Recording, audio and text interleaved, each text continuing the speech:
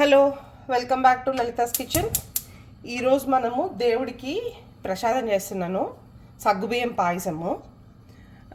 So దానికి ఒక handful సగ్గుబియ్యము first నీళ్ళల్లో ఉడకబెట్టాలి. కొద్ది నానబెట్టుంటే బాగుండేది, నానబెట్టలేదు. ఇప్పుడు డైరెక్ట్గా ఉడకబెట్టేస్తున్నా, పర్వాలేదు, ఏం అవసరం లేదు. దీనికి ప్యారలల్గా మన పచ్చిపాలు ఉంటాయి కదా, పాలను కూడా వేడి చేసుకుంటున్నాను అనమాట.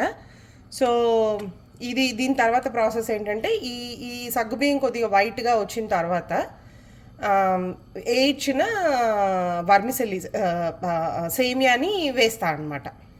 అది కూడా ఉడికేటప్పుడు పాలు కలుపుతాను.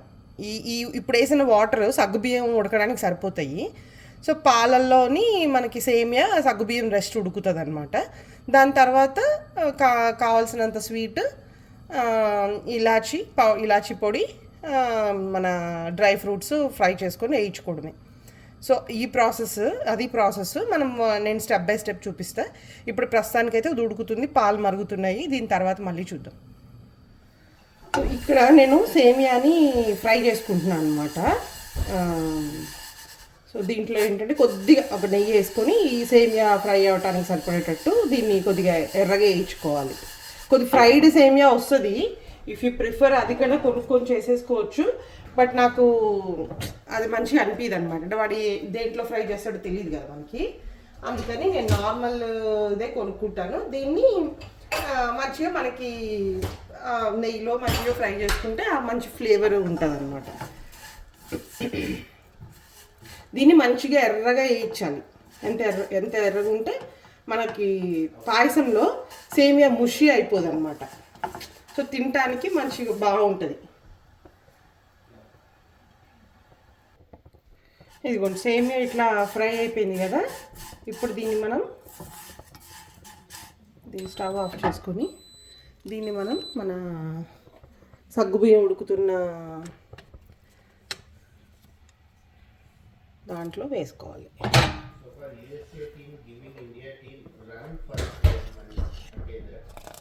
సో చూస్తే సగ్గుబియ్యం ఉడికిపోతాయి ఇలాగా. దీంట్లో మనం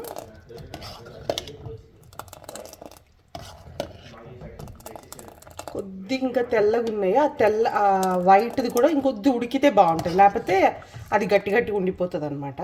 so I will keep some more time. దీన్ని ఇంకొక ఉడికిద్దాం.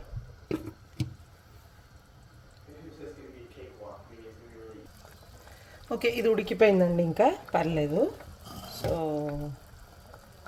ఇప్పుడు మనం ఉన్న సేమియా ఉంది కదా, దీన్ని ఇందులో వేసేసుకోవాలి.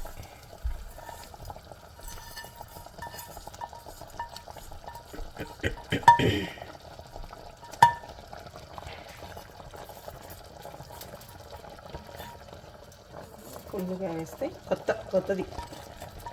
పాన్, అందుకే మంచిగా వచ్చేస్తుంది, బాగుంటుంది. సో దీంట్లో మనము నెయ్యి వేసుకున్నాము. సో ఈ రెండింటిని ఒక్క నిమిషము ఉడికినిస్తే సేమే తొందరగానే ఉడికిపోతుందిలే కానీ. బట్ ఇది కింద చిన్నది అతుక్కుంటుంది.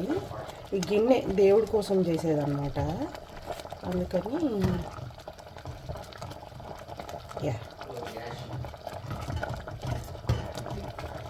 ఓకే. సో ఇప్పుడు మనం ఏం చేయాలంటే, మన దగ్గర ఈ మరుగుతున్న పాలు ఉన్నాయి కదా, ఈ మరుగుతున్న పాలని నిదానంగా మన పాయసంలో పోసుకోవాలి.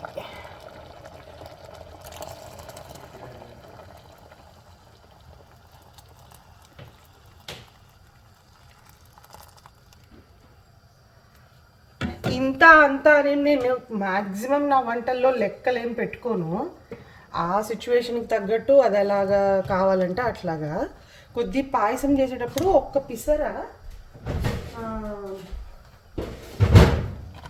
పల్చగా ఉంటేనే బాగుంటుంది. ఎందుకంటే దగ్గరికి అయినాక ఎస్పెషల్లీ సగ్గుబియ్యంలో ఆ థిక్నెస్ ఉంటుంది కదా, ఆ థిక్నెస్ బయటకు వస్తుంది అనమాట. అది చల్లగా అయిపోయినాక థిక్ అయిపోతుంది. సో అందుకోసమని మనం ఒక పాల చుక్క ఎక్కువ వేసుకుంటేనే బాగుంటుంది. అప్పుడు మనం కరెక్ట్గా తినేటి కన్సిస్టెన్సీకి చల్లగా అవుతుంది, అది మరీ ఇట్లా ముద్దలాగా అయిపోకుండా ఇట్లా తాగటానికి బాగున్నట్టు ఉంటుంది అనమాట. 2 రకాలుగా తింటారు పాయసము. కొంతమంది స్వీట్ చల్లగా అయినాక ఇష్టపడతారు, కొంతమంది వేడిగా తింటారు. It's depending upon. సో ఇది బాగా ఉడికిపోయిన తర్వాత నేను చాలా రోజుల నుంచి పాయసాలలో షుగర్ ఐటమ్ మానేశాను. నేను షుగర్ కాకుండా ఇట్లా కండెన్స్డ్ మిల్క్ వాడతాను అనమాట. ఇది ఇప్పుడు ఎక్కడైనా గ్రోసరీ స్టోర్స్లో దొరికిపోతుంది అందరికీ. సో దానివల్ల ఏమవుతుందంటే, ఇప్పుడు మీరు ఉత్తి సేమియా పాయసం చేసుకున్నా కూడా మంచిగా జిగురు వస్తుంది. దీంట్లో కూడా షుగర్ ఒకటే కాకుండా ఒక మంచి స్వీట్నెస్ ఎన్హాన్స్ అవుతుంది అనమాట. సో దానికోసమని నేను కండెన్స్డ్ మిల్క్ వాడతాను. ఎవాపరేటెడ్ మిల్క్ అట్లాంటివి కాదు, స్వీట్ కండెన్స్డ్ మిల్క్ మాత్రమే వాడతాను. ఒక ప్యాకెట్, ఒక బాక్స్, ఒక క్యాన్ ఉంటుంది కదా, చిన్న క్యాన్, ఆ క్యాన్ సరిపోతుంది ఇట్లాగా మనం చేసుకునే దానికి. సో మీరు ట్రై చేయండి, నచ్చితే, so that you will understand the quantities. So దీంట్లో మెయిన్ నెక్స్ట్ ఇంపార్టెంట్ ఇలాచీ, మన డ్రై ఫ్రూట్స్. నేను కొద్దిగా కుంకుమ పువ్వు కూడా వేస్తాను దేవుడికి. అది సో ఇది మామూలుగా విడిగా వేస్తే పాలల్లో వేసి ఒక 2 నిమిషాలు వచ్చిన తర్వాత, కలర్ వచ్చిన తర్వాత అప్పుడు వేసుకోవాలి. లేదంటే మీరు ఇలాగా పాల ఐటమ్స్, ఇప్పుడు మామూలుగా వేరే ఐటమ్స్లో వేయాలనుకోండి, ఇప్పుడు కేసరి అట్లా వీటిలో వేసేటప్పుడు వేడి పాలల్లో ఆ కుంకుమ పువ్వుని కాసేపు ఒక 30 మినిట్స్ అట్లా ఉంచితే దాని కలర్ బయటకు వస్తుంది అనమాట. ఇట్లా డైరెక్ట్ పాల ఐటమ్స్లో ఏదైనా చేస్తున్నప్పుడు డైరెక్ట్గా వాటిల్లో వేసేసుకుంటే మన కలర్ తొందరగానే దిగిపోతుంది. సో ఇది ఎట్లా అవుతుంది కదా, ఇంకా చూస్తే మనకి సేమియా ఉడికిపోయింది, లోపల సగ్గుబియ్యం కూడా ఉడికిపోయినాయి, పాలు కూడా దగ్గర పడిపోతుంది. ఇంకా మనము స్వీట్ అది వేసేసుకోవచ్చు. దీన్ని ఇట్లే పెట్టి ఇక్కడ ప్యారలల్గా మనము డ్రై ఫ్రూట్స్ని ఫ్రై చేసుకుందాం. డ్రై ఫ్రూట్స్ ఫ్రై చేయడానికి పెద్ద ప్రాసెస్ ఏం అక్కర్లేదు కానీ, బట్ స్టిల్ ఆ పాలు ఉడికే లోపు మనం టైంని మనం వాడుకోవచ్చు కదా. వీటిల్లోకి కాజు, ఫస్ట్ కాజుని ఇచ్చేసాయండి. కాజు ఎప్పుడు ఇట్లా బ్రోకెన్ కాజు ఉంటే బాగుంటుంది. ఫుల్ కాజు తినడానికి కూడా అంత మజా రాదనమాట ఫుల్ కాజు తింటుంటే. సో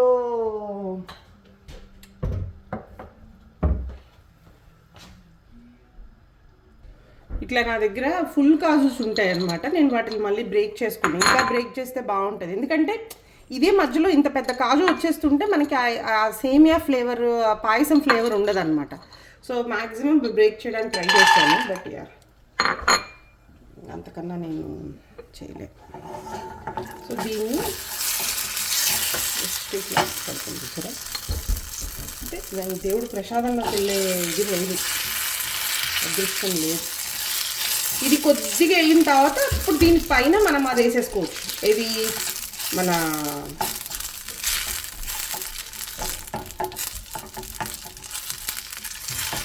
ఎండు ద్రాక్ష, కిస్మిస్.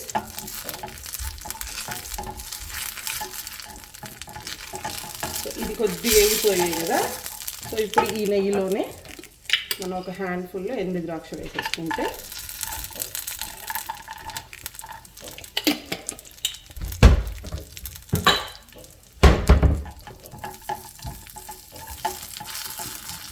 దీంట్లో అవి పొంగిపోతాయి.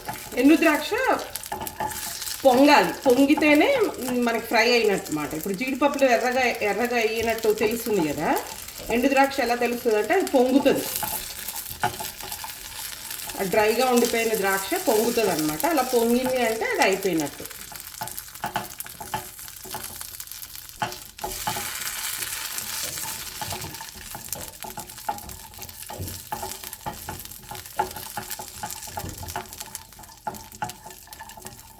సింపుల్ థింగ్స్, బట్ చూసారా దీనికి కూడా యోగం లేదు. అంటే nothing can, nobody can stop. మనకేం రాసి పెట్టిందో అదే ఉంటుంది. But at least be positive, think positive. Okay, so ఇప్పుడు మనకి వీటిల్లో మన ఇలా మన డ్రై ఫ్రూట్స్ అదే మన కాజు ఫ్రై అయిపోయింది, మన ఎండు ద్రాక్ష కిస్మిస్ కూడా పొంగింది చాలా వరకు. సో ఇది మనకి అయిపోయినట్టే.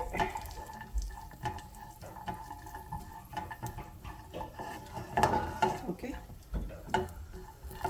సో ఇప్పుడు దీన్ని పక్కన పెట్టుకొని మన పాయసానికి మన ఫైనల్ టచ్ ఇచ్చేద్దాం. ఇంకా అది అంటే షుగర్ ఎందుకు ఫైనల్ టచ్ అన్నానంటే, ఒక్కసారి షుగర్ ఏదైనా ఎనీ ఫుడ్లో ఒక్కసారి స్వీట్ యాడ్ చేసిన తర్వాత ఇంకా ఆ ఫుడ్ కుక్ అవ్వదన్నమాట.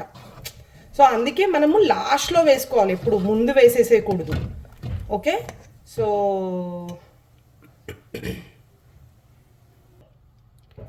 సో ఇది చూస్తే నాకు ఇలా పెట్టాలి తెలియట్లేదు. సో ఇట్లా ఈ కండెన్స్డ్ మిల్క్ ఇలా ఉంటుంది అన్నమాట. సో దీన్ని సేఫ్గా మన ఉడుకుతున్న పాయసంలో వేసేసుకోవడం.